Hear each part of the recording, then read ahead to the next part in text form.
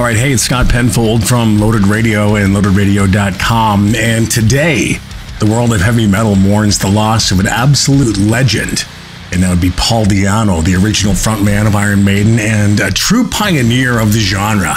He's passed away at the age of 66. Now, Paul Andrews, known to the world as Paul Di'Anno, he was born on May 17th, 1958 in Chingford, East London.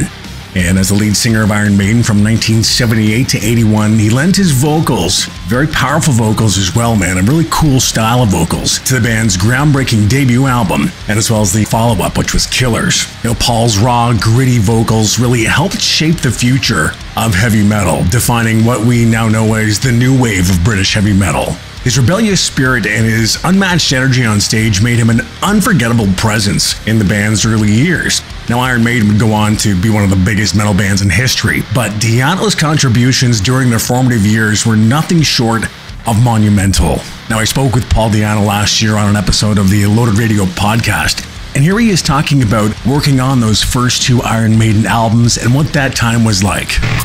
When you look back at those first two albums, are there any certain memories that pop out specifically for you, or is it all sort of just one big blur? Or yeah, pretty much one big blur. We didn't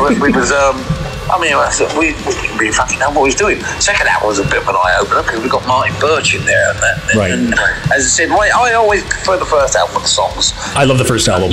Yeah, just the production is crap. But then the difference between that and Martin was unbelievable. But I always call him the headmaster because I make him go over and over and over things again. I'm not used to this. And then you start getting pissed off. And, it was good. It was good. I learned a lot. So it's awesome. Now, after leaving Iron Maiden in 1981, Paul continued his journey through the world of metal, fronting bands like Battlezone and Killers, and releasing numerous solo albums along the way as well. Now, despite the ups and downs, Di'Anno never stopped creating music or performing for his loyal fans. I mean, even in recent years, as his health issues really began to take their toll, Paul's passion for performing never really wavered. He was confined to a wheelchair. Di'Anno still hit the stage over 100 times since 2023, showing the world that his love for metal and his fans was stronger than any challenge he faced. Now, just this year in 2024, Paul released his first career retrospective album, The Book of the Beast, which celebrated his post-Iron Maiden journey.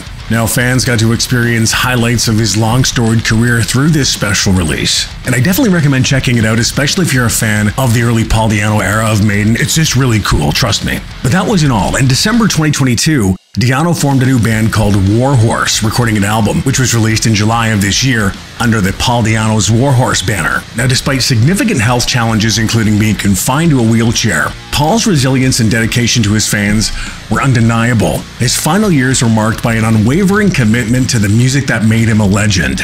Paul Di'Anno's voice was more than just sound. It was the embodiment of a rebellious, hard-edged attitude that defined the metal scene of the late 70s and early 80s. His roar will continue to echo through the halls of heavy metal history, inspiring future generations of metalheads around the world. Now, after hearing of Paul's passing, Iron Maiden even paid tribute to their former singer, saying in a statement, "We are all deeply saddened to learn about the passing of Paul Di'Anno earlier today.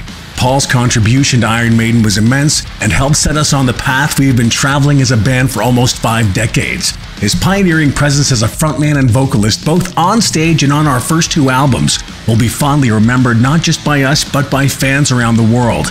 We were very grateful to have had the chance to catch up a couple of years ago and spend some time with him once more." On behalf of the band, managers Rod Smallwood and Andy Taylor, and the whole Iron Maiden team, we extend our deepest sympathies to Paul's family and close friends. Rest in peace, Paul. And certainly so, rest in peace, Paul Di'Anno. Your legacy will live on in the music, in the hearts of your fans, and in the history of metal.